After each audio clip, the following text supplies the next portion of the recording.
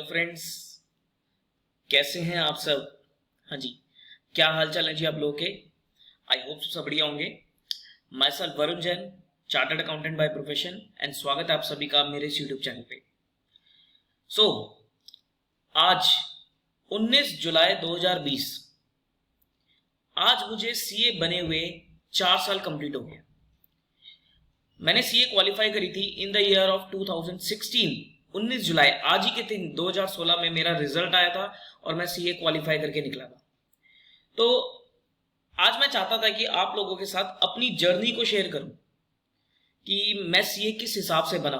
मैंने आज तक अभी तक अपनी किसी को अपनी जर्नी नहीं बताई है, अपनी लाइफ के बारे में नहीं बताया, लेकिन मेरा मन था कि मैं अपनी जर्नी को शेयर करूं, क्योंकि मैंने अपनी जिंदगी में अभी तक बहुत से अप्स एंड डाउन्स देखे हैं। बहुत से अप्स एंड डाउन्स देखे। ये जो जर्नी है मेरी, बहुत से अप्स एंड डाउन्स देखे हैं। मैंने अच्छे से अच्छा टाइम भी देखा है और बुरे से बुरा टाइम भी देखा है। हर तरीके का मैंने टाइम देखा है। तो मैं चाहूंगा कि आप इस वीडियो को पूरा देखें। बहुत कुछ आपको यहां से सीखने को मिलेगा। खैर, मैं इसमें आपको कोई मोटिवेशन चीजें नहीं बताने वाला। मैं अपनी जर्नी आपको शेयर करूंगा और बिल्कुल रियल, जो एक आम आदमी के साथ घटती है, जो एक घटना आम आदमी के साथ घटती है, सो दैट आप अपनी लाइफ को इससे रिलेट कर पाओ और कुछ जो गलतियां मैंने करी हैं वो आप गलतियां ना करो। जो लेसन्स मुझे मिले हैं आप भी वो लेसन्स को फॉलो करो। तो ये सब चीजें मैं आप लोगों के साथ शेयर करना चाहूंगा। तो प्लीज बने रहिएगा इस वीडियो में, पूरी एंड तक देखिएगा, आपको बहुत कुछ सीखने को मिलेगा। ठीक है जी। और साथ साथ वीडियो पसंद आती रहे तो सब लाइक करते चलिएगा, क्योंकि लाइक करते हो तो मुझे मोटिवेशन मिलता है। अगर मेरी वीडियो लाइक होती है तो ऑब्वियसली कंटेंट बनाने वाले को उसका मोटिवेशन मिलता है। तो प्लीज इसको लाइक करना और इस वीडियो को पसंद आती है तो अपने सब दोस्तों के साथ शेयर कर देना। ठीक है जी। चलिए फिर, और चैनल पे नए हो तो सब चैनल को जरूर सब्सक्राइब करना। ठीक है, चलो तो स्टार्टिंग करते हैं, बहुत मजा आएगा। स्टार्टिंग करते हैं 2007 से। 2007 was the year when I cleared my 10th class. मैं 10वीं क्लास से शुरू करूंगा। देखो, 10th क्लास तक मैं पढ़ाई में बहुत ज्यादा अच्छा नहीं था और बहुत बुरा भी नहीं था। मैं एक एवरेज से थोड़ा ऊपर स्टूडेंट था। एवरेज से थोड़ा ऊपर स्टूडेंट था। मतलब देखो, एवरेज होता है, अगर 70-75% वाला बच्चा एवरेज होता है तो मैं 80-85 के बीच में बच्चा था। मेरे 80 to 85 के बीच में मार्क्स आते थे, तो मैं इतना बच्चा था, पढ़ लेता था। मैं ऐसी कोई दिक्कत नहीं दिखी, इतना कोई परेशानी क्रिएट नहीं करता था, पढ़ाई कर लेता था। फैमिली की कंडीशन बहुत अच्छी थी, परिवार की कंडीशन बहुत अच्छी थी। मेरे फादर साहब, उनकी एक बहुत अच्छी जॉब थी। वो एक लिस्टेड कंपनी थी, उसमें एज अ परचेज मैनेजर थे। उनकी सैलरी बहुत अच्छी थी। तो हमारा बहुत अच्छे से ऐशो आराम से मैं अपनी जिंदगी जी रहा था। हमारे घर में किसी प्रकार की कोई दिक्कत परेशानी नहीं थी। बहुत खुशी वाला माहौल था और आराम से अपनी जिंदगी जी रहे थे। तो 2007 में जब मेरा 10th का रिजल्ट आया तो मेरे पेरेंट्स में खासकर मेरी मम्मी ने मुझे बोला कि वरुण, टेक साइंस ले लो। क्योंकि मेरी मम्मी ने अपनी 11th-12th में साइंस ली थी। मेरी मम्मी ने अपनी 11th-12th में साइंस ली थी, लेकिन किसी कारणवश वो आगे साइंस स्ट्रीम को परस्यू नहीं कर पाई। मतलब 11th-12th तक तो उन्होंने साइंस कर लिया था, लेकिन आगे परस्यू नहीं कर पाई। देखो, होता है, पहले इतना लोगों को इतना पढ़ाई की इतनी गाइडेंस नहीं थी प्रॉपर, इतने पैसे भी नहीं होते थे, इतना पढ़ाई वाला माहौल नहीं था। शादी वादी भी पहले जल्दी हो जाती थी, तो फिर उनकी शादी वगैरह हो गई थी, तो इतना वो आगे अपनी पढ़ाई को कंटिन्यू नहीं कर पाई। तो उन्होंने मेरे को कंपेल किया कि साइंस ले लो, लेकिन मुझे साइंस पसंद नहीं थी। मुझे साइंस कभी पसंद ही नहीं आई। मुझे साइंस से ना डर लगता था। सिर्फ साइंस में फिजिक्स, केमिस्ट्री, बायोलॉजी, ये 3 सब्जेक्ट होते हैं ना साइंस में। केमिस्ट्री तो मुझे थोड़ी बहुत समझ अच्छी लगती थी, लेकिन बायोलॉजी और फिजिक्स ये तो मेरे सर के ऊपर से जाती थी। बायोलॉजी तो मेरे को बिल्कुल ही ऐसा डर लगता था बायो पढ़ने में कि ये क्या पढ़ रहा हूं मैं। रट्टे मारता रहता था और पास हो गया था, बस मुझे नहीं पता कैसे पास हो गया था। केमिस्ट्री थोड़ी बहुत पसंद आती, तो मैंने देखो साफ मना कर दिया था। मैंने कहा, मम्मी साइंस तो मैं नहीं ले पाऊंगा, मुझसे साइंस नहीं हो पाएगी। दूसरी साइड मेरे फादर अपने टाइम में बहुत होशियार स्टूडेंट रहे हैं, पढ़ाई में बहुत अच्छे थे वो। उन्होंने अपनी graduation B Com honours Delhi university में हंसराज कॉलेज से करी है। आप लोग भली भांति जानते हैं, हंसराज कॉलेज बड़ा फेमस कॉलेज है। तो हंसराज कॉलेज से उन्होंने अपनी ग्रेजुएशन बीकॉम ऑनर्स करी थी।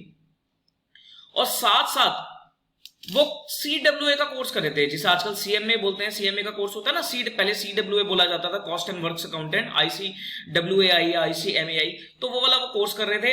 अगेन इतनी गाइडेंस नहीं होती थी पहले, क्योंकि मेरे जो फादर की साइड पे जैसे दादाजी चाचा जी वगैरह वो इतने पढ़े लिखे नहीं थे, सब अपना शॉप्स वगैरह थी, अपना बिजनेस करते थे, तो इतना पढ़ाई का इतना माहौल था नहीं।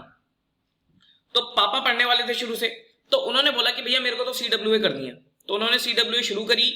और पापा बताते हैं कि फाउंडेशन क्लियर हो गया था उनका, इंटरमीडिएट भी मेरे ख्याल से एक ग्रुप क्लियर हो गया था, एक ग्रुप पेंडिंग था, लेकिन साहब उनके पास आगे फर्दर स्टडीज के पैसे नहीं थे, उनके पास आगे फर्दर स्टडीज के पैसे नहीं थे। तो दादाजी वगैरह की तरफ से प्रेशर आ रहा था कि आप पढ़ाई को छोड़ के कमाना शुरू करो, क्योंकि पहले बच्चे भी काफी ज्यादा होते थे। मेरे फादर साहब 1 2 3 5 भाई बहन है, 5 भाई बहन थे, 2 बहनें 3 भाई, तो पहले इतनी इनकम भी नहीं होती थी, बच्चे भी ज्यादा होते थे। तो फादर ने बोला कि पापा का नाम मेरे अरुण है, कि बेटा अरुण तू पढ़ाई में अच्छा भी है तो तू कहीं जॉब के लिए ट्राई कर, और घर को इस समय पैसे की जरूरत है। तो पापा को मजबूरन अपने CWA के ड्रीम को छोड़ना पड़ा, वो CMA नहीं कर पाए। उन्होंने एक कंपनी ज्वाइन करी, स्टार्टिंग में बताते हैं मेरे ख्याल से कुछ 2-3 हजार रुपए की जॉब लगी थी उनकी स्टार्टिंग में। तो 2-3 हजार रुपए से उन्होंने कंपनी में, जो लिस्टेड कंपनी बता रहा हूं जहां वो शुरू से थे, उन्होंने एज अ परचेज असिस्टेंट वहां पर ज्वाइन किया। बीकॉम ऑनर्स उनकी हो चुकी थी, तो उनको जॉब मिल गई अच्छी। पहले बीकॉम करते ही जॉब मिल जाती थी, अच्छी खासी जॉब मिल जाती थी, क्योंकि पहले तो B Com honours Delhi university regular college से बहुत बड़ी बात मानी जाती थी, तो वो उनके पास थी डिग्री, उसके बेसिस पर उनको अच्छी अच्छी जॉब्स मिल रही थी, तो उन्होंने ये वाली जॉब चूज करी। तो वहीं पर ही वो काम करते चले गए, फिर उनकी शादी हुई, फिर हम लोग हुए, फिर हम बड़े हुए, फिर हमें उनको फादर ने हमें पढ़ाया और मदर ने हमें पढ़ाया, ये सारी चीजें वो करते चले गए थे। पहले हम किराए के घर में भी रहते थे, पहले लोग किराए के घर में रहते थे, कई साल हमने किराए के घर में गुजारा किया। तो इस तरीके से हमारी लाइफ चलती चली गई। 10वीं क्लास में आके 10th क्लास तक हम किराए के घर में थे, लेकिन हमारी इनकम अच्छी थी, फैमिली की कंडीशन अच्छी थी, घर किराए का था, क्योंकि पहले किराए के घर को कोई वो बेकार नहीं माना जाता था, बेकार तो आज भी नहीं माना जाता। खैर किराए का घर बहुत मोस्टली लोग पहले किराए के घर में रहते, तो हम भी किराए के घर में रहते थे, हमारा अच्छा खासा घर था पहला। तो उस टाइम मेरे को याद है कि 10वीं क्लास में मेरी माता जी का, मेरी मम्मी का शुरू से ड्रीम था कि उनको एक स्कूल खोलना है। मेरी मम्मी पढ़ाई में अच्छी थी, तो मम्मी का ड्रीम था, मम्मी पढ़ाती भी थी, ट्यूशंस वगैरह लेती थी, तो उनका एक ड्रीम था कि स्कूल खोलना है। तो मेरे पिताजी इतने कोऑपरेटिव थे, उन्होंने शादी के बाद मम्मी को बीएड कराई, उनको बीएड कराई। तो बीएड कराने के बाद फिर मम्मी का था कि भाई मेरे को स्कूल की जॉब करनी है, तो मेरी दादी जी वगैरह ने इतना अलाउ नहीं किया मम्मी को कि भाई नहीं घर के काम संभालो, कोई ऐसी स्कूल की जॉब वगैरह नहीं करनी है। तो वो मेरी मम्मी वो चीज नहीं कर पाई, लेकिन उनका ड्रीम था कि मुझे स्कूल ओपन करना है। पापा ने उनको सपोर्ट किया कि कोई बात नहीं, देखते हैं धीरे धीरे करके, जब थोड़े बच्चे बड़े हो जाएंगे हम स्कूल ओपन करवाएंगे। तो स्कूल ओपन करने के लिए दिल्ली में एक एरिया है नांगलोई के नाम से, नांगलोई एक एरिया है दिल्ली में, वहां पर मम्मी और पापा ने और मम्मी ने एक प्लॉट ले लिया कि हम फ्यूचर में जाकर यहां पर स्कूल बनवाएंगे। रहे हम किराए के घर में रहते, लेकिन जब हम 10वीं क्लास में आए तो हम किराए के घर से थोड़ा परेशान हो गए थे। हम सोचे थे कि अपना घर मिल जाए और आगे भाई फ्यूचर है, मेरी एक सिस्टर भी है कि भी कल को सिस्टर की भी मैरिज करनी है, दोनों बच्चों को पढ़ाना भी है, अपने पैरों पे खड़ा करना है, तो हमें एक अपना घर ले लेना चाहिए, किराए से थोड़ा मुक्ति चाहिए। तो फिर हमने जिस एरिया में हम रहते थे उसी के पीछे ऑपोजिट, उसी के बैक साइड वाली गली में हमें घर पसंद आ गया और वो घर हमने ले लिया। फिर हमने घर, वो बेसिकली लैंड ले ली थी हमने, फिर हमने उस लैंड पे कंस्ट्रक्शन कराई और एक अपना 4 मंजिला घर तैयार करवा लिया। 2007 की बात है ये, ठीक है, मतलब घर की कंस्ट्रक्शन चल रही थी। अब जो नांगली वाला प्लॉट था वो हमें उस घर के लिए, उस घर को बनाने के लिए बेचना पड़ गया। मेरे पिताजी ने जो कमाया था अभी तक, जो उनकी सेविंग थी, सब घर में लगा दी, थोड़ा हमारी पढ़ाई के लिए रोककर सब घर में लगा दिया, और एक हमें वो प्लॉट अपना बेचना पड़ गया। जो ड्रीम था मेरी मम्मी का स्कूल बनवाने का, तो पहले तो वो ड्रीम खत्म हो गया। उनको ये लगा कि चलो प्लॉट तो बाद में भी ले लिया जाएगा, फिलहाल घर की जरूरत है तो घर बनवाओ। तो घर बनवाया। तो घर बनवाने के बाद हम तो छोटे थे, मैं तो छोटा ही था, खैर हम 2008 में जब मैं 11th क्लास के पेपर दिए थे तब हमने शिफ्ट किया था यहाँ पर, मैं तो बहुत छोटा था। तो जब हमारा वो घर बना ना, मैंने अपनी माँ की आंखों में इतनी खुशी देखी, मतलब एक होता है ना, उनको इतनी खुशी थी कि हाँ मेरा अपना घर है अभी। अब कोई ये नहीं बोल सकता कि किराए के घर में रहती हूँ, मेरा अपना घर है। बहुत खुशी थी, मेरी माँ की आंखों में बहुत खुशी थी। उस टाइम हम बच्चे थे, उस टाइम हमें इतना समझ नहीं पाया था, हम तो अपने भाई बच्चे थे, 10वीं में कितनी नॉलेज होती है, इतनी नॉलेज नहीं होती है। तो हमें लग रहा था कि हाँ ये खुशी थी हमें भी, हम भी अपने घर में आ गए, लेकिन स्टिल फिर भी थोड़ा दिमाग तो बच्चों वाला ही होता है ना। लेकिन माँ की आंखों में बहुत खुशी थी, क्योंकि माँ ने फेस किया है किराए के घर में इतने साल। वो कहती कि नहीं अब तो मेरा अपना घर है, तो एक बहुत खुशी थी। और पिताजी थोड़ा जॉब वगैरह में ज्यादा बिजी रहते थे, तो वो इतना टाइम नहीं दे पाते थे। इवन घर के लिए भी, जो घर बनवाते हैं उसको सारा मैनेज करना, उसको सारा देखना मेरी माँ ने अकेले किया। क्योंकि पिताजी जॉब पे बिजी रहते थे भाई। ऑफिस जो एम्प्लॉयड पर्सन होता है, जो सैलरीड पर्सन होता है, वो ज्यादा छुट्टियां नहीं ले सकता, तो मेरी माँ ने खुद मैनेज किया वो घर को बनवाना। ठीक है, खैर वो सारी चीज होगी। अब 10वीं क्लास की तो ये तो थी कि भाई हमने अपने घर में शिफ्ट हो गए थे 2008 में। लेकिन अभी मैं बात कर रहा था 2007 में साइंस बोला था मम्मी ने कि भैया साइंस ले लेना, लेकिन मेरा साइंस का मन नहीं था। तो जो पिताजी ने CWA छोड़ दी थी ना, तो पिताजी ने बोला कि बेटा जो मेरा ड्रीम छूटा था वो तुझे पूरा करना है। उन्होंने बोला CWA नहीं, तुझे CA करनी है, तुझे CA करनी है। अब भाई 10वीं क्लास के बच्चे को क्या पता CA के बारे में। मैं कहा ठीक है कर लूंगा जैसा आप कहोगे। मैं क्या साइंस तो मुझे लेनी नहीं है, कॉमर्स ही लेनी है मुझे, या आप बोलोगे आर्ट्स लेनी है तो मैं आर्ट्स ले लूंगा, जो आप बोलोगे वो ले लूंगा, लेकिन मैं साइंस नहीं लूंगा क्योंकि साइंस मुझे समझ में नहीं आती है, कोई फायदा नहीं है, मैं फेल हो जाऊंगा। तो पिताजी ने बोला कि भाई साइंस छोड़ दो, कॉमर्स ले और CA बनना है। फिर मैंने कॉमर्स ली, 10वीं क्लास में मैंने कॉमर्स ले ली। फिर मुझे कॉमर्स में धीरे धीरे इंटरेस्ट आना शुरू हो गया। नए सब्जेक्ट होते हैं सारे, अकाउंट्स हो गया, इकोनॉमिक्स हो गया, बिजनेस स्टडीज हो गया, ये सब नए सब्जेक्ट होते हैं, ये आज से पहले कभी नहीं पढ़े होते। 10वीं क्लास से 11वीं में ये सारी चीजें नहीं आती है, तो मुझे ये अच्छे भी लगने लग गए सब्जेक्ट्स। लेकिन साहब 11th क्लास में मेरी संगति ही खराब हो गई। 11th क्लास में मेरी संगति ही खराब हो गई। वैसे भी 11th क्लास की जो ड्यूरेशन होती है स्कूल की वो बहुत छोटी होती है। नॉर्मली अगर 10 महीने स्कूल चलता है तो 11th क्लास में तो हार्डली 7-8 महीने स्कूल चलता है। तो मैं पढ़ा ही नहीं 11th क्लास में, सही बताऊं मैं सीरियसली पढ़ा नहीं। सिर्फ लास्ट के 1 से 1.5 महीना मैंने पढ़ाई करी थी एग्जाम से पहले, बाकी मैं नहीं पढ़ा। मेरे पेरेंट्स ने भी मुझे कुछ नहीं बोला, क्योंकि उस टाइम वो लोग भी घर की कंस्ट्रक्शन में बिजी थे। क्योंकि मेरा जो 10 से 11th का पीरियड था ना, उस टाइम मैं अपनी मस्ती में धुन था, अपनी धुन में बिजी था, और मेरी मदर कंस्ट्रक्शन में बिजी थी और मेरे पिताजी जॉब में बिजी थे। सब अपनी अपनी चीजों में कुछ ना कुछ बिजी थे। तो मैंने 11th में पढ़ाई करी नहीं, और मेरे घर वालों ने भी इतना मुझे नहीं टोका। तो लास्ट के 1.5 महीना पढ़ के तो लगभग मेरे को याद है 60% के आसपास मेरे 11th क्लास में मार्क्स आए थे। जो कि मैं क्या कह रहा था, मैं अबव एवरेज बच्चा था, 80 to 85% मार्क्स आते थे। 10वीं क्लास में मेरे 84% मार्क्स आए थे, मुझे याद है। उससे पहले 80-85 के बीच में मेरा स्कोर रहता था। तो 60% जब मेरे 11th में आए तो मेरी मम्मी को ना कुछ ठनक गया। कहती ये बच्चा तो 60% वाला है ही नहीं, इसके 60% नंबर कहां से आ गए, ये तो 80% वाला बच्चा है। चलो ठीक है 11th क्लास थोड़ी मुश्किल होती है, तो 70-75 तो लेके आए, लेकिन ये तो 60 पहुंच गया। पूरे 60% नंबर थे मेरे। मम्मी परेशान। और फिर उसके बाद रिजल्ट आते ही हमने अपने नए घर में भी शिफ्ट कर लिया था। अब ये सब चीजें से फ्री हो गए थे। अब मेरी मम्मी कहती कि भैया 12th की जो तैयारी है बहुत क्रूशियल होती है। सबको पता है कि 12th का जो ईयर होता है वो बहुत क्रूशियल होता है। तो 12th क्लास में आपको पूरी मेहनत करनी है। अब जब 12th क्लास शुरू हुई तो मेरे ख्याल से फेब एंड में शुरू हो गई थी 12th क्लास। मार्च में लगा लो, मोटा मोटा मार्च में शुरू हो गई थी 12th क्लास। मार्च, अप्रैल, मई, जून, मतलब 2 महीने की जो छुट्टियां, मई जून होती है ना, जुलाई, हाँ जुलाई तक मैंने कोई पढ़ाई नहीं करी। सीरियस ही नहीं था मैं पढ़ाई में। फिर मैंने ट्यूशंस वगैरह लगवा ली, थोड़ी बहुत अपने दोस्तों के साथ मिलकर ट्यूशन वगैरह लगवा ली। ट्यूशन मेरी बहुत अच्छी थी। मेरे को आज भी याद है, जो मेरे को अकाउंट्स पढ़ाया करते थे उन सर का नाम था देवेंद्र सर नाम था उनका। बहुत बढ़िया पर्सन, बहुत ही बढ़िया पर्सन, इतनी अच्छी अकाउंट्स पढ़ाते थे वो। तो उन सर से मैंने अकाउंट्स पढ़ी, देवेंद्र सर से। लाइफ के बारे में बहुत कुछ समझाते थे वो मेरे को। उन्होंने एक चीज बोली थी, बेटा 12वीं के बाद ये जो तेरे दोस्त है ना ये सब दूर हो जाएंगे, कोई नहीं पूछने वाला।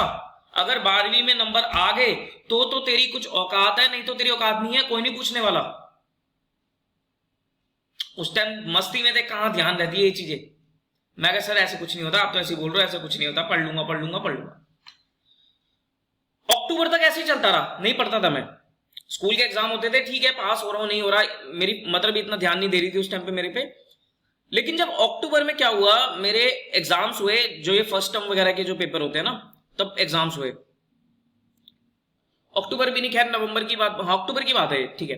फर्स्ट टर्म पता है, सेकंड टर्म जो भी स्कूल के एग्जाम्स होते हैं वो एग्जाम्स हुए, और साहब मैं फेल हो गया। मैं फेल हो गया, लिटरली मैं फेल हो गया। 2 या 3 सब्जेक्ट में मैं फेल था, और मैंने अपने घर पे अपना रिजल्ट नहीं बताया। पेपर मिलते थे हार्ड कॉपी, और मैंने अपनी कोट की जेब में उसे छुपा लिया, अपनी पैंट की जेब में उसे छुपा लिया।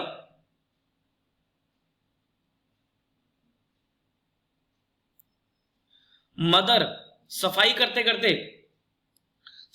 करते मदर को वो पेपर मिल गए मेरे, और मेरे नंबर कितने थे साहब, 60-70 नंबर का जो पेपर था, किसी में 3, किसी में 4, किसी में 5, किसी में 6, ऐसे नंबर थे। तो जो उनको पेपर मिले ना, उस टाइम मेरी ट्यूशन चल रही थी, शाम को मैं ट्यूशन में बैठा हुआ था अपनी, फुल मस्ती में था मैं, पूरी मस्ती में था, क्योंकि साहब कोई दिक्कत ही नहीं थी, पढ़ाई की इतनी टेंशन हो नहीं रही थी, घर में सब चीजें, माहौल अच्छा चल रहा था, फादर की जॉब अच्छी थी, सैलरी अच्छी थी, पैसे की कोई कमी नहीं थी, कोई प्रेशर ही नहीं था माइंड में। जब वो पेपर मिले मम्मी को, मैं ट्यूशन में पढ़ाई कर रहा था, मम्मी आई वहां पर मेरे पास, बहुत परेशान, बहुत गुस्से में और परेशान। और आते ही, मेरी मम्मी बहुत स्ट्रिक्ट है, आते ही उन्होंने जितने बच्चे बैठे थे सबके सामने मेरे को कस कस के थप्पड़ मारने शुरू कर दिए। साहब बहुत थप्पड़ मारे मेरे, बहुत पीटा मुझे, बहुत रोया फिर मैं। और मेरे सर ने, देवेंद्र सर, उनको भी मेरे पे था भरोसा कि भैया ऐसे तो नहीं करेगा क्या हरकतें, तो वो कहते थे वरुण गेट आउट, घर जाओ, मैं नहीं पढ़ा सकता आपको। उन्होंने मेरे को घर भेज दिया, और मम्मी मतलब डांट डूट के मार मुर के वो भी घर चली गई, और वो रोती रोती, उनकी आंखों में आंसू थे साहब, रो रही थी वो, और मैं भी परेशान, मैं भी रो रहा था। सर ने मुझे भगा दिया, अब मैं किस मुंह से घर जाऊं। तो घर पहुंचते ही मम्मी ने मेरे को जम के सुनाया, कहती तूने हमारी जिंदगी खराब कर दी, और इतना तेरे पे भरोसा था, इतनी मेहनत हम तेरे लिए करते हैं, तेरे को पता भी हम कैसे मेहनत करते हैं, दिन रात लगे रहते हैं, हमने तुम्हारे लिए पूरी सहूलियत दी, घर बनवा दिया, उन्होंने मेरे रूम में एसी लगवा दिया, खुद अपने रूम में नहीं लगवाया, मेरे रूम में एसी लगवा दिया ताकि ये बच्चा पढ़ेगा, मतलब सारी फैसिलिटी वो मेरे को दे रहे थे। लेकिन जब मैंने ऐसे हरकत करी ना साहब, वो दिन बहुत बुरा था, बहुत बुरा वो दिन था, खूब रोई वो, खूब रोई।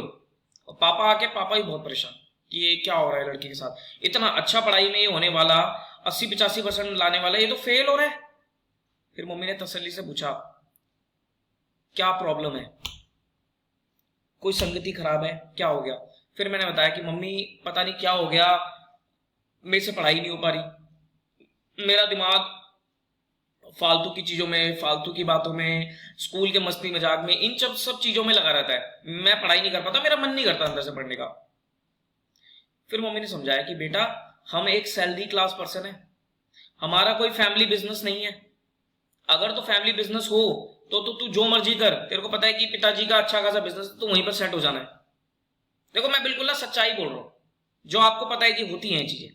उन्होंने बोला कि भैया फैमिली बिजनेस नहीं है, फैमिली बिजनेस तो तू सेट हो जाएगा, नॉर्मली पढ़ लेगा तो कोई दिक्कत नहीं है, लेकिन तेरे पिताजी की प्राइवेट नौकरी है, सैलरी क्लास है, तुझे तो सिर्फ ये दिख रहा है कि पैसा अच्छा आता है, उनकी सैलरी अच्छी है, लेकिन प्राइवेट नौकरी है, तेरे को अपने पैरों पे खड़ा करना है, उनके ड्रीम सीए है, ऐसे सीए बनेगा तू, ये तेरी हालात है सीए बनने की। सब वो रात बहुत रोया, दिल से रोया, और मुझे रियलाइज हो गया कि यार ये मैं गलत कर रहा हूं, ये मैं गलत कर रहा हूं। तो अक्ल आ गई मेरे को, अक्ल आनी शुरू होगी साहब। वो जो मार मेरे को पड़ी थी ना 12वीं क्लास की, सबके सामने, उस टाइम तो बेइज्जती फील हो गई थी कि यार क्या हो रहा है, वहां पर सारे दोस्त भी हैं, लड़के भी हैं, लड़कियां भी हैं, ये क्या हो रहा है, मेरे को मार पड़ रही है, लेकिन वो मार बहुत जरूरी थी। आज मैं हमेशा अपनी मम्मी को बोलता हूँ कि माँ जो तूने मेरे को वो मारा था ना, आपने जो मेरे को मारा था वो मेरे लिए बहुत जरूरी था, अगर वो मार मेरे को नहीं पड़ती तो शायद मैं इस लेवल तक नहीं पहुंचता। उसके बाद बस वो अक्टूबर का महीना के बाद नवंबर दिसंबर जनवरी फरवरी मार्च 5 महीने, नवंबर दिसंबर भी छोड़ दो, उसमें स्कूल वगैरह चल रहे थे, फिर जनवरी से स्कूल जाना भी बंद हो गया, तो जनवरी फरवरी मार्च और नवंबर दिसंबर 5 महीने जी जान मेहनत करी, बहुत पढ़ाई करी, दिन रात पढ़ाई करी, 8-8 10-10 घंटे पढ़ाई करी। फिर मम्मी को दिख गया कि हाँ अब ये लड़का कुछ करेगा, अब ये लड़का कुछ करेगा। और मैंने अपने आप को क्या प्रॉमिस किया, मैंने अपने आप को प्रॉमिस किया है, जो मैं 80-85 का बच्चा था ना, अब मैं 80-85 का नहीं रहूंगा, अब मैं 90-95 का पहुंचूंगा। वो मार के बाद मुझे रियलाइज हुआ, अगर वो मार मेरे को नहीं पड़ती तो शायद मैं आपसे आज यहां बात नहीं कर रहा होता, क्योंकि मैं इस औकात पे ही नहीं होता, मैं इस लेवल पे ही नहीं होता। तो वो मार बहुत जरूरी थी। तो ये साहब ये चीज होती है, जब तक जिंदगी में आपको कोई मार ना पड़े ना, अब वो मार कैसी भी है, मेरे को अपनी माताजी से मार पड़ी थी, जिंदगी में हर तरीके की मार पड़ती है, एक मार खाने से इंसान सीखता है। तो मैंने वो चीज वहां पर सीखी, जी जान मेहनत करी, और 12th में आई स्कोर्ड 92% मार्क्स। मेरे 92% मार्क्स आए थे, और मेरे को वो मार्क्स कभी भी मैं नहीं भूल सकता, 12th के मार्क्स मैं कभी भी नहीं भूल सकता। I scored 81 marks in English, नहीं 81 पे 91 मार्क्स इन इंग्लिश, और economics 88 marks, mathematics 98 marks, accountancy 95 marks and business studies 95 marks. मेरा ओवरऑल स्कोर जो था वो 92% का स्कोर था, 92-93% के आसपास का स्कोर था मेरा। तो साहब वो जो दिन था 12वीं का, जो मैं घर पहुंचा और मेरे घर वालों ने मुझे गले लगाया, कहते कि हाँ अब तूने कुछ हमारे मन के मुताबिक काम किया। बहुत खुश थे भाई साहब, वो बहुत खुश थे, मेरी माँ भी, मेरे पिताजी भी बहुत खुश थे। और साथ साथ सीए करनी थी मेरे को, तो मैंने 12th के एग्जाम देते ही अपनी सीपीटी वगैरह की तैयारी शुरू कर दी थी। तो रिजल्ट भी मैंने अपनी सीपीटी की, जहां मैं कोचिंग वगैरह पढ़ने जाता था, तो वहां मैंने अपना रिजल्ट देखा था, तो सीपीटी वगैरह की मैंने तैयारी शुरू कर दी थी। रिजल्ट अच्छा आ गया था 12th का। मेरी एक फ्रेंड भी हुआ करती थी, तो हम दोनों फ्रेंड्स ने मिलकर साथ में रिजल्ट देखा था, उसके भी बहुत अच्छे नंबर आए थे, मेरे भी बहुत अच्छे नंबर आए थे, दोनों बहुत खुश थे। तो घर पे आके जब मैंने बताया कि माता जी 92%, 93%, इतने इतने मार्क्स आए, भैया खुशी की लहर, पूरे परिवार में फोन करके बता दिया कि मेरे लड़के के 92%, 93%। वो खुशी का ही माहौल इतना होता है। मेरी बुआ जी, मेरे मामा जी, मेरी मौसी, सब इतने खुश थे, बहुत खुश थे। वो निकल गई चीज, ठीक है। फिर उसके बाद मैंने अपनी सीए स्टार्ट करी। सीए तो एग्जाम, सीए की तो कोचिंग चली रही थी मेरी, सीपीटी वगैरह की तैयारी चल रही थी। तो 2009 में रिजल्ट आ गया था मेरा 12th का। तो 2009 में जून के महीने में सीपीटी का एग्जाम मैंने दे दिया था, और फिर मेरा जुलाई में मैंने रेगुलर कॉलेज से फिर कॉलेज स्टार्ट कर लिया था। मेरे मार्क्स अच्छे आ गए थे, मुझे कॉलेज में भी एडमिशन मिल गया था। नॉर्थ कैंपस में नहीं मिला था, आउट ऑफ द कैंपस मिला था मुझे। तो दिल्ली यूनिवर्सिटी में एक बहुत फेमस कॉलेज है केशव महाविद्यालय के नाम से, बहुत बढ़िया कॉलेज है आउट ऑफ द कैंपस, वही पीतमपुरा साइड पे पड़ता है वो। तो वहां मेरे को एडमिशन मिल गया। बीकॉम ऑनर्स मेरे को मिल गई थी, बीकॉम ऑनर्स पढ़ रहा था मैं। तो कॉलेज का फर्स्ट ईयर अच्छा निकला, ठीक ठाक मार्क्स आ गए, और साथ में मेरा सीपीटी भी क्लियर हो गया। तो वो एक और खुशी होगी थी घर में कि चलो सीपीटी इसका, सीए का जो एंट्रेंस जिसे बोला जाता है वो भी क्लियर हो गया। फिर साथ में मैं अपनी इंटरमीडिएट की, जो अपना सीए आईपीसीसी बोलते थे उस टाइम पे, आईपीसीसी की कोचिंग कर रहा था, पढ़ाई भी कर रहा था, और अपना कॉलेज का फर्स्ट ईयर की तैयारी भी कर रहा था। तो कॉलेज का फर्स्ट ईयर हो गया। आईपीसीसी का मैंने एक बार एग्जाम दिया। इतना देखो क्या होता है कि फर्स्ट टाइम ना ज्यादा चीजें पता नहीं होती। तो फर्स्ट टाइम जब मैंने पेपर दिए तो मैंने एक ही ग्रुप अटेम्प्ट किया था, ग्रुप नंबर 1 अटेम्प्ट किया था। तो ग्रुप नंबर 1 में 4 पेपर होते हैं, अकाउंट्स, कॉस्टिंग, जो मैं पुराने सिलेबस के हिसाब से बता रहा हूं, अकाउंट्स, लॉ, कॉस्टिंग और टैक्स, ये 4 पेपर होते हैं। अकाउंट्स में मेरी एग्जामिशन आ गई थी, 67 मार्क्स मेरे अकाउंट्स में आए थे ग्रुप 1 में, उसमें एग्जामिशन आ गई थी, लेकिन मेरा फिर ग्रुप 1 क्लियर नहीं हुआ था। पर बाकी मेरे ख्याल से मैं लॉ में या कॉस्ट एफएम में मैं रह गया था, मेरे 34 के आसपास मार्क्स थे कॉस्ट एफएम में, वो मेरा ग्रुप अटक गया था, वो मैं रह गया था। तो अकाउंट्स मेरा एग्जाम था। उसके बाद मैंने फिर मेहनत करी। कॉलेज का सेकंड ईयर में मैं ज्यादा कॉलेज अटेंड नहीं कर पाया, क्योंकि मैं अपनी तैयारी कर रहा था साथ साथ।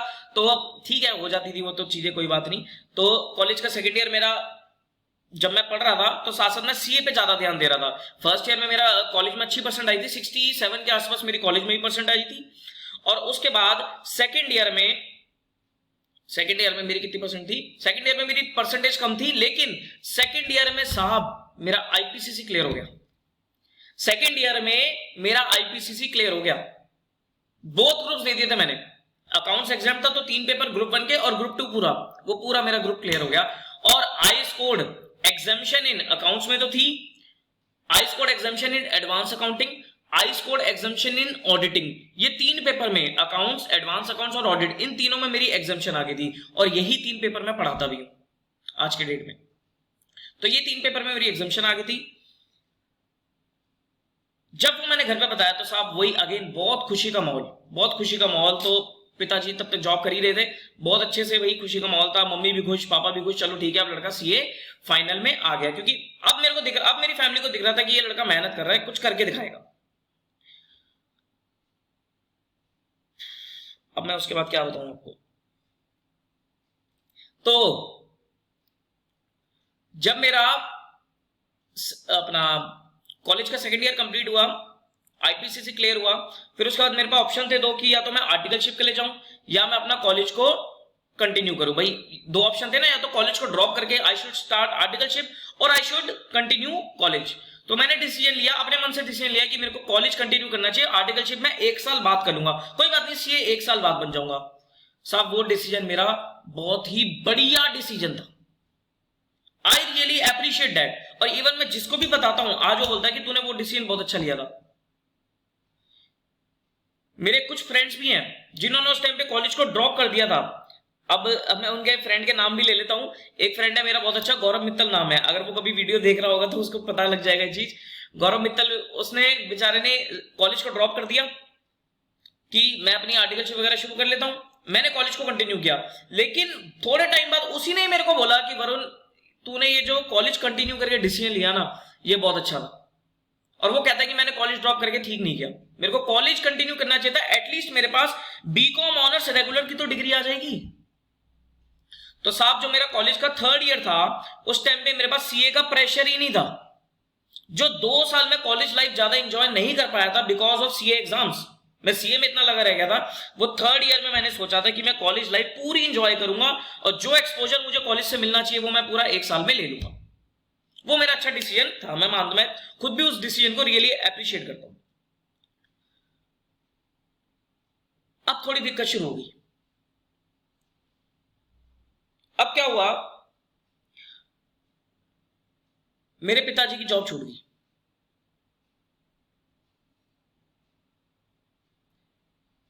30 तो नहीं कह सकते, मोटा मोटा 25 से 28 साल उन्होंने एक कंपनी में काम किया और प्राइवेट कंपनी है साहब, वो कंपनी बंद हो गई। उसका शेयर, लिस्टेड कंपनी थी, उसका शेयर प्राइवेट कह रहा हूं, लिस्टेड कंपनी थी, उसका शेयर डूबता चला गया, वो कंपनी लॉसेस में चली गई।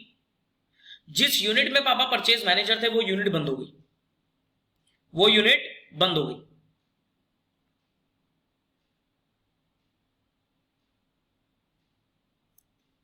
अब पिताजी को फिर कहीं जॉब नहीं मिल रही थी, बहुत टाइट सिचुएशन, पिताजी को कहीं जॉब नहीं मिल रही थी।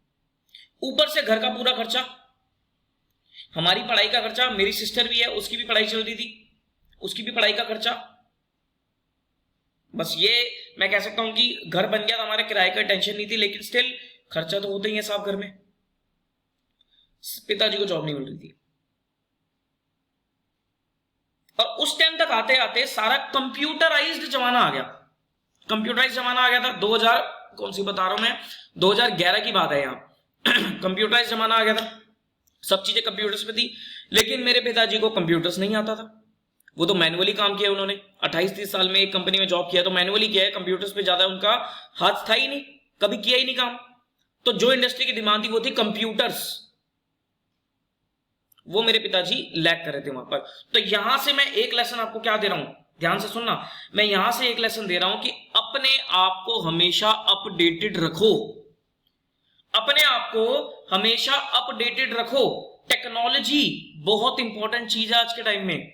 अगर आप टेक्नोलॉजी से पीछे हो ना तो साहब आप बहुत पीछे रह जाओगे, क्योंकि अनसर्टेन कंडीशंस कभी भी आ सकती हैं। अगर आप आज के टाइम के हिसाब से अपने आप को बदलते रहोगे, अडेप्ट करते रहोगे चेंजेस को, तो आपको लाइफ में कभी दिक्कत नहीं आएगी। तो टेक्नोलॉजिकल चेंजेस, ये सब चीजों से अवेयर रहो, लेटेस्ट चीजों के बारे में जानते चले जाओ, चाहे आप उसमें काम कर रहे हो या ना कर रहे हो, लेकिन फिर भी आपको नॉलेज जरूर होनी चाहिए उन चीजों की, सो दैट आप किसी रेस में पीछे ना रहो। आप एटलीस्ट पॉपुलेशन के साथ साथ कदम से कदम मिलाकर चलते रहो। मेरे पिताजी की दिक्कत ये आ गई थी, उन्होंने, अब वो मेरे फादर बहुत सीधे थे, सीधे हैं खैर, उन्होंने जॉब के साथ साथ ना, तो मेरी मम्मी बोलती हैं कभी कभी, देखो हस्बैंड वाइफ है, कुछ भी बोल देते हैं आपस में, तो मेरी मम्मी ने बोला कि भाई आपको ये करना चाहिए था, आपको अपनी जॉब के साथ साथ अपना कोई बिजनेस सेटअप कर लेते या कुछ अपना काम कर लेते, लेकिन वो नहीं किया मेरे पिताजी ने। मैंने बताया ना वो सीधे हैं, वो इतना दिमाग नहीं चलाते थे, वो इतनी टेंशनबाजी पालते ही नहीं थे। वो कहते ठीक है जो हो रहा है ठीक है। तो यहां से मैंने एक और लेसन ले लिया। एक तो मेरे मन में ना थोड़ा जॉब को लेकर ना नेगेटिविटी आ गई, मेरा मन नहीं था बिल्कुल भी जॉब करने का। तो मैंने मन में सोच लिया था कि यार सीए बनने के बाद मैं जॉब नहीं करूंगा, कुछ करूंगा तो अपना करूंगा, चाहे मेहनत कर लूंगा लेकिन जॉब नहीं करनी मुझे। लेकिन मैं ऐसा नहीं कह रहा कि जॉब अच्छी नहीं होती है, जॉब अच्छी होती है, जॉब करो कोई दिक्कत नहीं है, जॉब में बहुत अपॉर्चुनिटीज होती है। लेकिन एक मैं एडवाइस आपको ये जरूर दूंगा, सीए बनने के बाद अगर आप जॉब में जा रहे हो, तो जॉब कर रहे हो, तो साहब कुछ ना कुछ अपना साथ साथ कुछ ना कुछ काम करते चलो, साथ साथ आप कुछ ना कुछ काम करते चलो। देखो अगर तो आपकी गवर्नमेंट जॉब है तो जॉब सिक्योरिटी होती है, लेकिन अगर आपकी प्राइवेट जॉब है तो कोई जॉब सिक्योरिटी नहीं है, ये आपको भी पता है। तो साथ साथ कुछ ना कुछ अपना काम करते चलो side by side, so that आप कहीं पीछे ना रह जाओ किसी चीज से। कोई अगर मिस हैपनिंग हो तो आप अपने घर को चला सको, घर का गुजारा कर सको। तो मेरे पिताजी ने, बस ये थोड़ी दिक्कत उनकी आ गई थी, उन्होंने जॉब के साथ साथ कोई सेटअप नहीं किया, कोई ज्यादा कुछ खास उन्होंने इन्वेस्टिंग या सेविंग्स वगैरह नहीं करी थी। ये भी मैं आपको बता रहा हूं, इन्वेस्टमेंट्स जरूर करनी चाहिए। मैं ये नहीं कह रहा शेयर मार्केट में इन्वेस्ट करो, सेफ इन्वेस्टमेंट करो, एफडीज में एफडी वगैरह कराओ या एसआईपी वगैरह कराते रहो, म्यूचुअल फंड्स वगैरह, मतलब जो रिस्क फ्री इन्वेस्टमेंट्स हैं उनमें पैसा लगाओ, लेकिन पैसा जरूर जोड़ो, एलआईसी वगैरह कराओ, कुछ भी कराओ, पैसा जरूर जोड़ो, बहुत काम आती है ये चीजें। तो खैर ये सब चीजों को हटा के उस टाइम भाई साहब बहुत बुरी हालत होगी घर की, बहुत फाइनेंशियल क्राइसिस आ गया घर के ऊपर। और एक टाइम तो मुझे ऐसा भी याद है कि इतनी ज्यादा दिक्कत हो गई थी साहब कि ये कहता है ना खाने के भी वांदे हो जाने, ऐसा भी टाइम मैंने देखा है। मैंने क्या बताया अपनी लाइफ में, टॉप का टाइम भी देखा है। जो मेरा स्टार्टिंग में स्कूल के टाइम था, बिल्कुल टॉप का टाइम था, मुझे किसी चीज की कोई कमी नहीं रखी थी मेरे घर वालों ने। और ऐसा टाइम भी देखा है जब मेरा कॉलेज का फाइनल ईयर था कि खाने के भी वांदे हो गए थे, नए कपड़े पहनने के पैसे नहीं, कुछ नहीं था मेरे पास, कुछ नहीं था मेरे पास। लेकिन साहब मेरे माँ बाप बहुत कोऑपरेटिव, खासकर कि मेरी माँ बहुत कोऑपरेटिव, उन्होंने मुझे बहुत कोऑपरेट किया। अब मैं क्या कर रहा था, जब कॉलेज का फाइनल ईयर था तो मेरी मम्मी ने कभी भी मेरे को ये फील नहीं होने दिया कि भाई घर में पैसे की कमी है। वो कहती थी बेटा तेरे को जो भी पैसे चाहिए तू मुझसे ले, थोड़े बहुत पैसे जुड़े होते हैं मदर्स वगैरह के पास, कहती कि तुझे जो भी पैसे चाहिए मुझसे ले। लेकिन वहां मेरा ना क्या कहते हैं, थोड़ा मैच्योरिटी आ जाती है, एक चीजें सोचने लग जाता, तो मैंने बोलते थे, मैं कह मम्मी नहीं, ऐसे नहीं, मुझे पता है कि मम्मी मेरी जरूरतें हैं, आप पूरी करोगे, जरूर करोगे, लेकिन मुझे पता है इस समय घर की सिचुएशन क्या है। अगर मैं आपका बेटा होने के बाद मैं नहीं समझूंगा घर की सिचुएशन, तो कौन समझेगा। गले लगा लिया मेरी माँ ने, गले लगा लिया। मैंने कहा मम्मी आप टेंशन मत लो, मेरे पिताजी ने ही बहुत मेहनत करी है, हाथ जोड़ के मैं उनसे बस उनके चरण स्पर्श करता हूं। मैंने कहा मेरे पिताजी ने बहुत मेहनत करी है, अगर आज उनके ऊपर दिक्कत है तो मेरी ड्यूटी बनती है कि मैं सपोर्ट करूं। तो मैंने अपने पापा को बोला, पापा क्या मैं अपनी पढ़ाई छोड़ दूं और मैं जॉब कर लूं। फिर पापा को अपना टाइम याद आ गया, पापा को अपना टाइम याद आ गया कि उनके साथ भी यही घटना घटी थी। दादाजी ने क्या बोला था, बेटा जॉब छोड़ दे और सॉरी पढ़ाई को बाद में करता रहियो, फैमिली सपोर्ट कर, पैसे की जरूरत है। और मेरे पिताजी ने मेरे को ऐसा नहीं बोला, he is a very kind hearted person. और मेरी मदर ने भी कब उन्होंने मेरे को नहीं बोला, उन्होंने बोला सीए करना है तेरे को, हम थोड़ी ना तेरे को कह रहे हैं कि छोड़, कहती तू सीए कर, तेरे को टेंशन नहीं लेनी, हम करेंगे, चाहे जैसे मर्जी करे हम करेंगे। मैंने कहा नहीं मम्मी मैं ऐसे नहीं देख सकता आप लोगों को। फिर मम्मी ने बोला पढ़ाई तो देखो करनी है, हम ये नहीं कहेंगे पढ़ाई छोड़ दो। मैंने कहा फिर मम्मी मैं एक काम करता हूं, मैं ट्यूशंस पढ़ानी शुरू करता हूं। 2011 तब से लेकर आज तक मैं ट्यूशंस पढ़ा रहा हूं। और मेरे को फिर 2011 में मैंने मजबूरी में शुरू करी थी पढ़ानी, 2011 में मैंने मजबूरी में शुरू करी थी पढ़ानी, और फिर उसके बाद वो मजबूरी मेरा शौक बन गया। तो 2011 में मैंने 11th 12th मेरा सीए क्लियर था, तो मैंने सीपीटी के बच्चों को भी पढ़ाया, कुछ एक आध सीए इंटर के भी बच्चे मेरे पास पढ़ने आ जाते थे। बाकी बीकॉम 11 12 ये सब चीजें मैं कॉमर्स अकाउंट्स वगैरह पढ़ाने लग गया था। पसंद भी आने लगी थी टीचिंग, और 2 पैसे भी घर में आ जाते थे।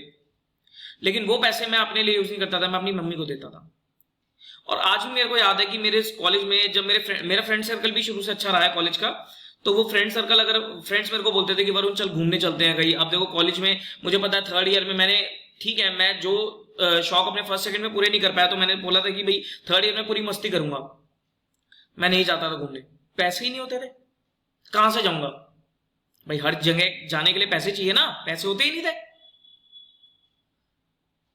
सुबह कॉलेज जाता था, दिन में घर, कॉलेज जाता था घर, कॉलेज जाता था घर, यही आता था। मम्मी भी ये सोचती थी कि बेटा कहीं घूमने नहीं जाते क्या। फिर मैं कहता था नहीं, मैं झूठ बोलता था घर पे, क्या, मैं कहा नहीं मम्मी, कोई मेरा कुछ खास फ्रेंड सर्कल नहीं है, तो कोई जाता ही नहीं घूमने, इसलिए मैं भी नहीं जाता।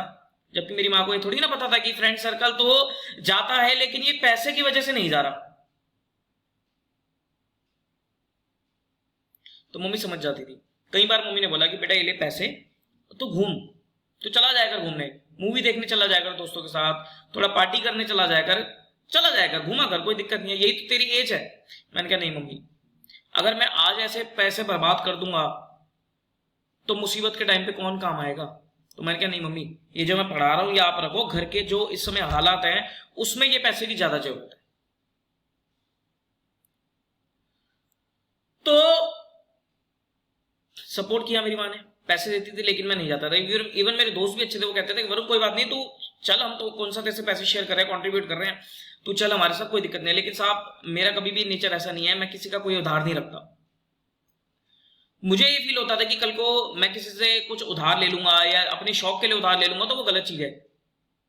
कल का वो मेरे को अपनी शुरू से सेल्फ रिस्पेक्ट प्यारी है, तो मुझे वो ना थोड़ी अजीब सी लगती थी। मैं कोई बात नहीं, घूमूंगा ही नहीं ना तो क्या हो जाएगा, कोई फांसी थोड़ी ना लग जाएगी, कोई बात नहीं। तो कॉलेज का पूरा फाइनल ईयर जो मैंने सोचा था कि मैं मस्ती करूंगा, वो मैं मस्ती नहीं कर पाया। इवन वो मैंने अपनी फैमिली को सपोर्ट करने में निकाला, पूरा सपोर्ट किया, सारी चीजें करी मैंने। अब उसके बाद फिर मेरा फाइनल ईयर क्लियर हो गया, 2012 में मेरा फाइनल ईयर कॉलेज भी कंप्लीट हो गया था। उसके बाद आई स्टार्टेड आर्टिकलशिप, सीपी में एक फर्म है S Ramanand Iyer and company, वहां पर मैंने अपनी आर्टिकलशिप स्टार्ट करी। अच्छी फर्म है, मुझे अच्छा एक्सपोजर मिला, 3 साल मैंने वहां पर काम किया। और 2015 12 में स्टार्ट की थी ना, 14 हाँ 15, तो 15 में जाकर मेरी वो आर्टिकलशिप कंप्लीट होती है। 2015 में जाकर आर्टिकलशिप कंप्लीट होती है, नहीं 2014 के लास्ट में मेरी आर्टिकलशिप वो कंप्लीट होती है। 3 साल फैमिली की क्या सिचुएशन थी, सब फैमिली की सिचुएशन कुछ खास नहीं थी। मेरे फादर साहब ने एक बिजनेस स्टार्ट किया, एक गारमेंट्स का बिजनेस स्टार्ट किया, वहां भी उनको बहुत हैवी लॉस हुआ, इवन अपनों ने लॉस दिया। अपनों ने मतलब मैं बोलूंगा नहीं खैर, यहां पर रिलेटिव्स के साथ उन्होंने स्टार्ट किया, और वो रिलेटिव्स ने ही धोखा किया उनके साथ। मैंने बताया ना पिताजी सीधे थे शुरू से, वो बेचारे धोखे में फंस गए। लोग होते हैं तेज साहब, कहते हैं ना अपने जो होते हैं वो अपने ही पीठ पे खंजर भोगते हैं। पहले ही वो इंसान परेशान, पहले ही वो दुखी, और उसके बाद उन्होंने एक बिजनेस स्टार्ट किया, और वो बिजनेस स्टार्ट करने के लिए मेरी मां ने अपनी सारी ज्वेलरी बेच दी, मेरी मम्मी ने अपना सारा जेवर बेच दिया कि ये बिजनेस कर लेंगे, जेवर तो फिर बन जाएगा, एटलीस्ट एक बिजनेस तो स्टार्ट हो जाएगा। लेकिन अपनों ने धोखा दे दिया साहब, टूट गए, बिल्कुल बिल्कुल टूट के चूर हो गए। मेरी मां भी, मेरे पिताजी भी, और मैं भी। मेरी सिस्टर छोटी थी, खैर वो मेरे से 2 साल छोटी है, हम उस तक इतनी ज्यादा बातें पहुंचाते नहीं थे, हम 3 देख लेते थे सारी चीजें। तो बिल्कुल टूट गए साहब, बिल्कुल टूट गए। दिन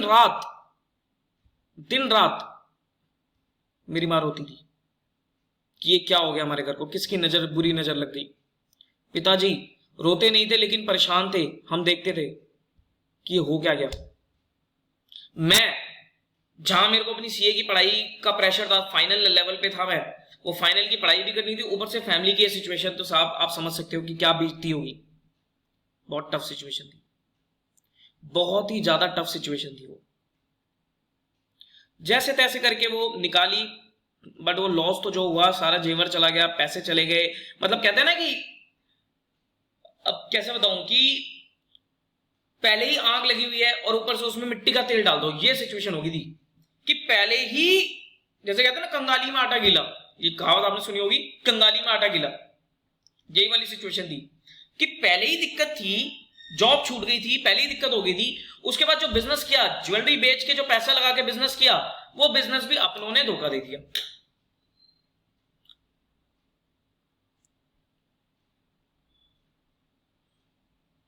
तो साहब बहुत टाइट सिचुएशन से गुजरा हूं मैं, मेरी पूरी फैमिली बहुत टाइट सिचुएशन से गुजरी है। उस टाइम मेरे को इतनी डिस्करेज भी किया लोगों ने, फैमिली के लोग थे सब, फैमिली में कुछ लोग कहते हैं ना, जो बाहर वाले होते हैं, जो पराये होते हैं, वो फिर भी साथ दे देंगे, लेकिन कुछ घर वाले ही, कुछ अपने ही ऐसे होते हैं, कुछ रिश्तेदार ही ऐसे होते हैं जो आपको हमेशा नीचा गिरा देंगे। तो इसलिए ऑलवेज बी न्यूट्रल, हमेशा न्यूट्रल रहो, किसी को ज्यादा फेवर मत करो, किसी के अगेंस्ट मत हो, हमेशा न्यूट्रल रहो, सबके लिए बराबर रहो, तो आप कुछ कर जाओगे लाइफ में, नहीं तो हमेशा दुख पाओगे। किसी के अगेंस्ट हो जाओगे बिल्कुल, तो भी नेगेटिव है। किसी के ज्यादा अंदर घुस जाओगे और वो इंसान आपको कुछ आपको गलत पहुंचा दे या कुछ आपके साथ गलत कर दे, तो भी टूट जाओगे। तो ऑलवेज भी न्यूट्रल रहो, सबके साथ बराबर रहो, किसी का बुरा मत करो, किसी के ज्यादा अंदर भी मत घुसो, नॉर्मल रहो, बिल्कुल न्यूट्रल रहो। तो साहब फैमिली के लोग थे, कुछ थे जो डिस्करेज करते थे, कहते कि इसके उसकी सीए थोड़ी ना है, ये कहां सीए करेगा, ये सीए नहीं कर सकता। तो साहब वो दिल पे लगी हुई थी बातें कि ऐसा बोल रहे हैं तो अब तो सीए करके दिखाऊंगा, अब तो सीए करनी ही करनी है। मई 2015 में मेरा सीए फाइनल का पहला अटेम्प्ट था। अच्छा, उससे पहले की एक घटना और बताता हूं। उससे पहले ही मैं एक रिलेशनशिप में भी आ गया था। I was in a relationship. तो साहब अच्छा रिलेशनशिप था वो, ठीक है, अच्छे मोमेंट्स थे वो, लेकिन मैं पढ़ाई से डिस्ट्रैक्ट हो गया था। तो मई 2015 में जो मेरे एग्जाम थे, तो जनवरी से जो अप्रैल तक जो मुझे पढ़ाई करनी होती थी, वो पढ़ाई तो छोड़ो, मैं बहुत ज्यादा डिस्ट्रैक्ट हो गया था। ये रिलेशनशिप में, ये सब चीजों में पढ़ के मैंने अपना टाइम बहुत ज्यादा खराब कर लिया था। मैं ये नहीं कह रहा रिलेशनशिप बुरे होते हैं, लेकिन अगर रिलेशनशिप आपके करियर को अफेक्ट कर रहे हैं तो वो बहुत बुरे हैं। रिलेशनशिप अच्छे हैं, लेकिन आपको अपना करियर सबसे पहले रखना पड़ेगा। ऑलवेज फॉलो योर करियर, बाकी रिलेशनशिप में कोई बुराई नहीं है। तो मैं ये कह रहा हूं कि रिलेशनशिप जो मेरा था, आई वॉज टोटली डिस्ट्रैक्टेड। तो मई 2015 का अटेम्प्ट, तो साहब सीए फाइनल का मुझे पता है, मैंने जैसे तैसे दिया, फेल ही हो गया बिल्कुल। बहुत ग्रुप्स दिए, एक भी पेपर में पास नहीं था। ये लो, एक भी पेपर में पास नहीं था।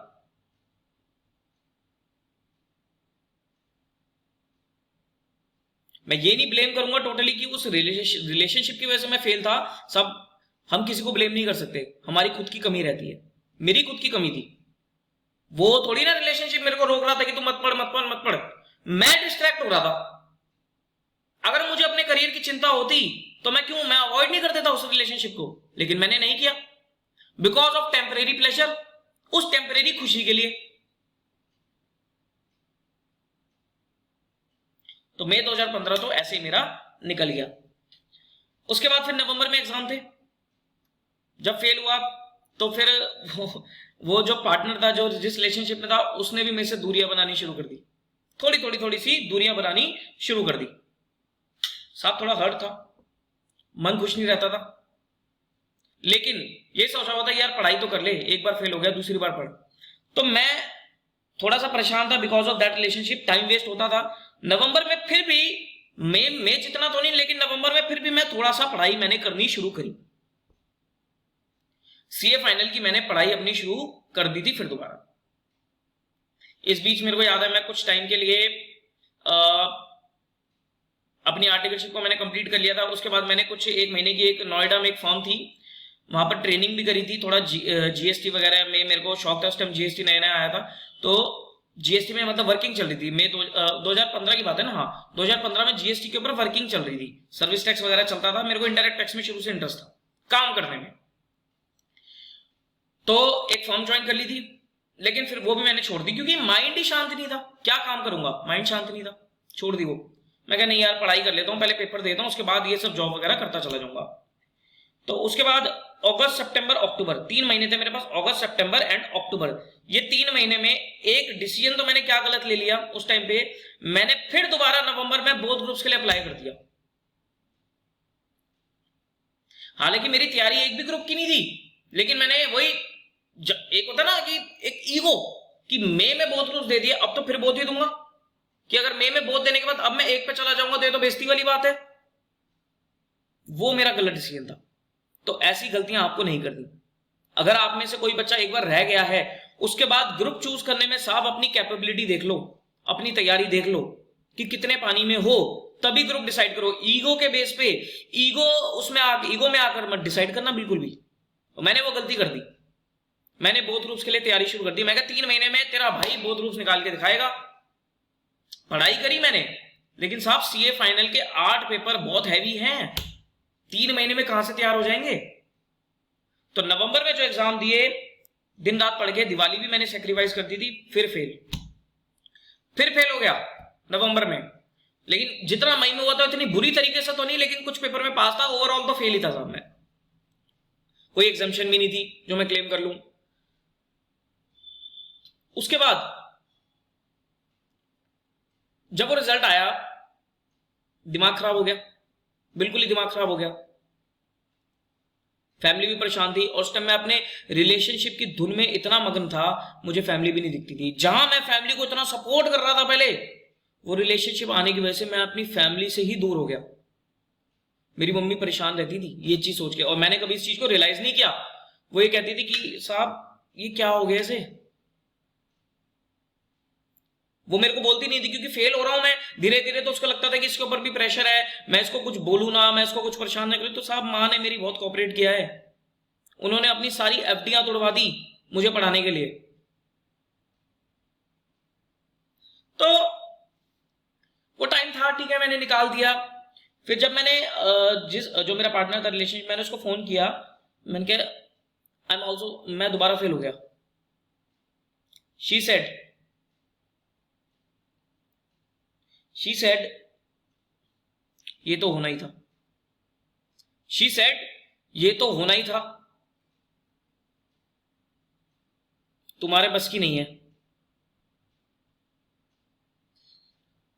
बस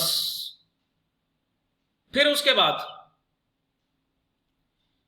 जनवरी 2016 में रिजल्ट आया था। फिर उसके बाद साहब शी सेड कि अब कोई फायदा नहीं है, अब कोई फायदा नहीं है, तुम सीए नहीं कर पा रहे हो तो मैं तुमसे दूर जा रही हूं।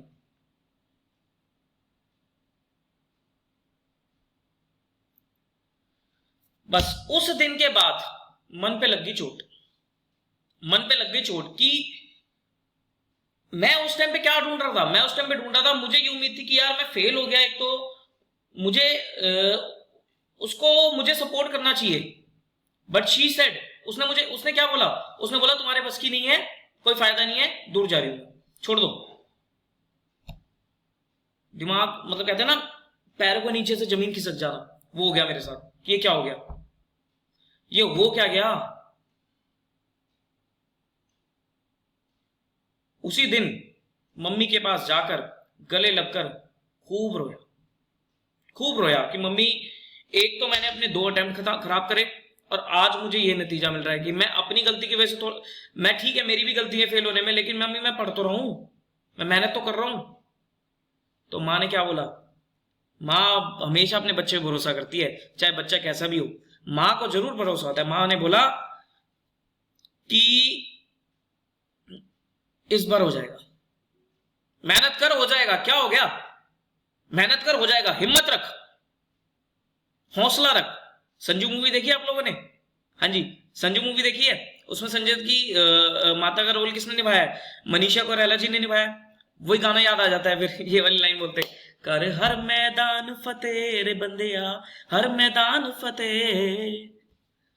तो जब मम्मी ने मेरे को ये बोला ना कि क्या हो गया, हो जाएगा पास, अब पढ़ाई करना, 3.5 फेब मार्च अप्रैल 3.5 महीने है तेरे पास, जब तू 3 महीने में कर सकता है तो अब 3.5 महीने है, अब कर। मैंने कहा मम्मी अब मैं बहुत ही भरूंगा। मम्मी कहती कि देख ले, एक भरना एक भरना। मैं कहा नहीं मम्मी, अब मेरे बस की नहीं है, मेरे को तो बहुत ही भरने हैं। मैं दिन रात पढ़ लूंगा, मैं अपनी सब कुछ सेक्रीफाइस कर दूंगा, नींद सेक्रीफाइस कर दूंगा, कुछ भी कर दूंगा, मैं सिर्फ अपनी पढ़ाई करूंगा, लेकिन मैं भरूंगा बहुत ही। वो डिसीजन मैं मानता हूं कि वो मैंने ठीक लिया था, लेकिन अगर मैं नवंबर अटेम्प्ट में एक ग्रुप का डिसीजन लेता था, शायद मैं उस टाइम पास हो जाता एक ग्रुप में। खैर कोई बात नहीं, दिक्कतों से इंसान सीखता है। तो जब फिर मैंने बोथ ग्रुप्स भरे, रिलेशनशिप तो खत्म हो चुका था साहब, टूट चुका था बिल्कुल ही।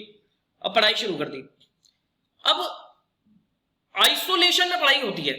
आपको पता है कि ये जो लॉकडाउन का पीरियड चल रहा है, ये तो सीए स्टूडेंट के लिए आम दिन के बराबर होता है। ये जो आइसोलेशन का, क्वारंटाइन का पीरियड चलता है 14 डेज का, जो लोग बहुत भारी बना देते हैं, एक CA student, CA, CS, CMA, कोई भी प्रोफेशनल स्टूडेंट हो, वो भली बात ही समझ सकता है कि साहब ये जो क्वारंटाइन पीरियड है, ये तो हम लोगों के लिए आम बात है।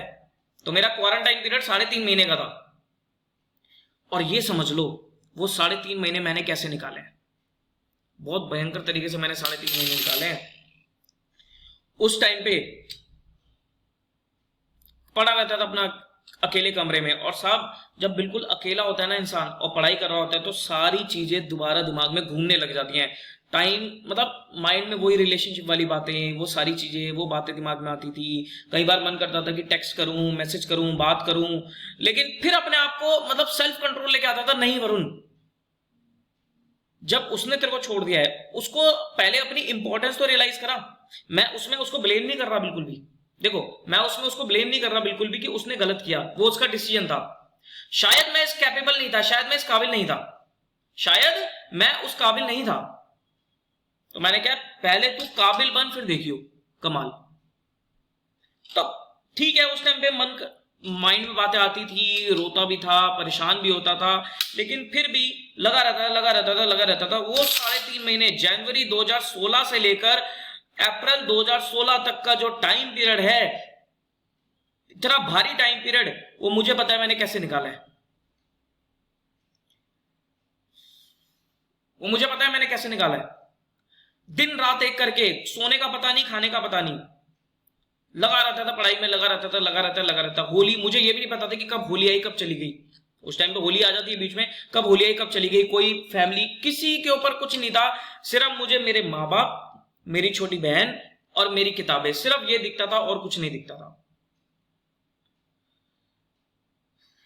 बाकी मैं कोचिंग वगैरह को इतना डिस्कस नहीं करूंगा, वो तो एक नॉर्मल सी चीजें हैं। बस पढ़ाई करता रहता था, नोट्स बनाना, पढ़ाई करना। दिन के 16 घंटे नहीं पता मुझे, 18 घंटे नहीं पता। एक दिन तो मुझे ऐसा याद है, मैंने 24 घंटे पढ़ाई करी हुई है। मैंने 24 आवर्स भी पढ़ाई कर रखी है। जब आप फाइनल लेवल पे पहुंचोगे, या कोई फाइनल लेवल का बच्चा ही सुन रहा होगा, उसको पता होगा साहब 24 घंटे पढ़ाई हो जाती है। जब दिमाग खराब होता है ना, इंसान कुछ भी कर देता है। मैंने 24 घंटे भी पढ़ाई करी हुई है। धीरे धीरे करके, क्योंकि यार इंसान टूट चुका था बिल्कुल ही। पहले इतनी सिचुएशन फैमिली वाली देख ली, उसके बाद ऐसी सिचुएशन, फिर पास नहीं हो रहा, तो टूट ही जाएगा इंसान, और क्या होगा। टुकड़े टुकड़े हो गया था। अब वो समेटना, एक अच्छा सा ऑब्जेक्ट बनना, तो साहब मुश्किल तो है ना, टफ तो है ना। तो यहां से मुझे पता लग गया कि जो सीए का जो कोर्स होता है ना, मेरे को उस टाइम ये रियलाइज होने लग गया कि सीए का कोर्स सिर्फ इसलिए टफ नहीं है कि पढ़ाई टफ है, सब पढ़ाई टफ नहीं है। सीए के कोर्स में पढ़ाई is not a big issue, पढ़ाई टफ नहीं है, लेकिन सीए के कोर्स में पेशेंस की बहुत ज्यादा जरूरत है, जो मैंने उस टाइम पे रखी। कई बार होता था पेशेंस लूज कर देता था, फ्रस्ट्रेट हो जाता था, लेकिन स्टिल पेशेंस आपको रखनी पड़ेंगी। अप्स एंड डाउन्स आएंगे, आपको क्विट नहीं करना। मैंने क्विट नहीं करा एक टाइम पे भी, मैंने बिल्कुल भी क्विट नहीं करा। मैं कंटिन्यू करता चला गया। मैंने कहा कोई बात नहीं, कोई बात नहीं, कोई बात नहीं, क्योंकि मेरी माँ मेरे साथ थी ना, और मेरी हिम्मत थी, मेरी हिम्मत मेरे साथ थी। तो मैंने क्विट नहीं किया, कंटिन्यू करता। मैंने कहा कोई बात नहीं, कोई बात नहीं, कोई बात नहीं, पढ़ता रहे, पढ़ता रहे, पढ़ता रहे, पढ़ता रहे, पढ़ता रहे। जब भी दिमाग खराब होता था, पढ़ता रहे, कोई बात नहीं, पढ़। आंख बंद करके फ्यूचर के बारे में सोचना, अपने ड्रीम को रिकॉल करना, सीए वर्ड को सोचना अपने नाम के आगे, अपने पेरेंट्स की स्माइल को देखना। ऐसे ऐसे करके पढ़ाई करिए साहब। तो वो 3.5 महीने जी जान लगा दिया बिल्कुल। और ये भी था कि जो लोग नेगेटिव बोल रहे हैं कि तेरे बस की नहीं है, तू नहीं कर सकता, उनको करके भी दिखाना है। तो करी मैंने। मई में एग्जाम्स दे दिए, अच्छे हुए एग्जाम्स, ठीक हुए। अब अंदर से तो ये पता था कि पास हो जाऊंगा, मई 2016 की बात है। अंदर से तो ये पता था पास हो जाऊंगा, लेकिन फिर भी डर तो रहता ही है। सीए फाइनल का एग्जाम है, प्रेडिक्शन तो कोई भी नहीं कर सकता, डर तो रहता ही है। तो डर था, लेकिन स्टिल एग्जाम दे दिए। फिर घर पे आया, मम्मी अब क्या करूं? मम्मी कहती कुछ नहीं, अब मस्ती कर, अब मस्ती कर, नींद पूरी कर, इंजॉय कर, भूल जा, जो होगा देखा जाएगा, जो होगा देखा जाएगा। क्या मम्मी, मम्मी से बात करी, क्या मम्मी मैं फोन कर लूं उसे, क्या मम्मी बात कर लूं मैं उसे? मम्मी कहती नहीं, नहीं, अभी भी इस काबिल नहीं है, पहले पास तो हो जा, पहले मेरा बेटा कुछ लायक तो बन तू। मैं क्या चलो ठीक है, बात मान ली। 19 जुलाई 2016, 4-5 दिन पहले पता लग जाता है कि रिजल्ट आना है। 18 जुलाई की रात नींद नहीं आई, पूरी रात, पूरी रात नींद नहीं आई, क्योंकि अगले दिन आना था रिजल्ट। 18 जुलाई को नींद नहीं आई। 19 जुलाई को सुबह उठा, 2 बजे के आसपास का टाइम फिक्स था रिजल्ट का। 19, लेकिन फिर भी रिजल्ट क्या होता है ना, थोड़ा पहले ही आ जाता है। टाइम फिक्स होता है 2 बजे का, लेकिन थोड़ा पहले ही इंस्टीट्यूट अपलोड कर देता है रिजल्ट। तो 19 जुलाई 2016 सुबह उठा, मम्मी कहती बेटा क्या पिएगा, चाय पिएगा, नाश्ते में क्या खाएगा? मैंने कहा मम्मी आप नाश्ता, मेरी तो हालत खराब हो रही है, आप नाश्ता की बात करो। मम्मी कहती फिर भी कुछ खा ले, चक्कर वक्कर आ जाएंगे, गर्मी का टाइम वैसे क्या है। मैं कहा चलो दे दो, थोड़ा बहुत एक आध रोटी वगैरह खा ली, कुछ जूस वगैरह, जो भी चाय वगैरह पीनी थी वो पी लिया। आई थिंक 11:30 या 12 बजे के आसपास का टाइम था, रिजल्ट अपलोड हो गया। रिजल्ट अपलोड हो गया था 11:30-12 बजे। बस अब क्या था, अब क्या था, पापा नहीं थे मेरे उस टाइम पे, पापा किसी काम से गए हुए थे। तो मैंने कहा मैं रिजल्ट डालता हूं, देखता हूं। मोबाइल में देख रहा था रिजल्ट, डाला। पहले तो साइट ही हैवी हो जाती है, सर्वर पे लोड आ जाता है ज्यादा, तो वो खुल नहीं थी, फिर खुलती गई, खुलती गई, खुलती गई, खुलती गई, टाइम लगा, टाइम लगा, टाइम लगा। फिर हाथ यूं कांप रहा, ऐसा फोन जैसे, मतलब फोन है तो आई होप दिख रहा होगा आपको, मान लो ये फोन है, तो हाथ यूं कांप रहा, यूं ये थर थर कांप रहा। मैंने कहा मम्मी क्या करूं? मम्मी कहती डाल, ये लो रोल नंबर डाला। मैंने कहा मम्मी आप इसको ओके कर दो, आप ही इसे ओके कर दो। मम्मी कहती कंधे पे हाथ रख के कोई बात नहीं, जो होगा देखा जाएगा, डाल। शी इज वेरी पॉजिटिव, वो बहुत पॉजिटिव पर्सन है। क्योंकि जब इंसान ना बहुत दिक्कतों से गुजरता है ना, वो अपने आप ही हिम्मत उसके अंदर आ जाती है। तो उसके अंदर बहुत हिम्मत है, वो मेरे को भी हिम्मत देती रहती है बैठ के। तो जब मैंने डाला ओके, रिजल्ट जब देखा मैंने, पास पास, भाई साहब इतनी तेज मैं चिल्लाया यस, कि ये कुछ हुई बात। बहुत तेज चिल्लाया, बहुत तेज, और गले लग के अपनी माँ के बहुत रोया उस दिन, बहुत रोया। अब वो खुशी के आंसू थे, वो क्या थे? खुशी के आंसू थे। शी ऑल्सो क्राइड अलॉट, वो भी बहुत रोई, खुशी के आंसू। पिताजी को फोन किया, वो जहां थे वो वहां से फटाफट उनके भी कहते हो ना कि वो भी बौखला से गए, मतलब एक खुशी इतनी हो जाती है। मैंने कहा पापा आराम से आना, तो मिठाई का डब्बा लेके वो फटाफट घर पहुंचे, उनको गले लग के खूब रोया, खूब खूब खूब रोया, बहुत रोया साहब, बहुत।